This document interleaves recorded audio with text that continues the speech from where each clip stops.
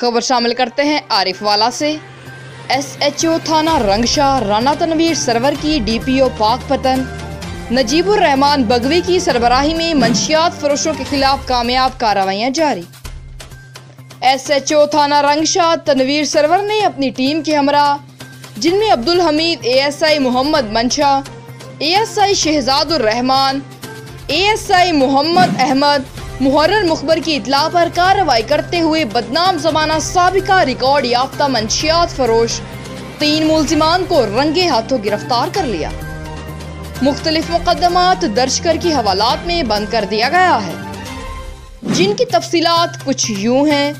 Bodla by پاس کے قریب ملزم محمد عباس ولد یاسین سکنہ کوٹ ہیرا سنگھ سے 16 لیٹر دیسی شراب اور وٹک رقم 350 روپے، امید خان ولد امام علی سے 300 گرام چرس رقم وٹک 490 روپے، عمران ولد مختار سکنہ کوٹ ہیرا سنگھ 19 لیٹر دیسی شراب برآمد کی۔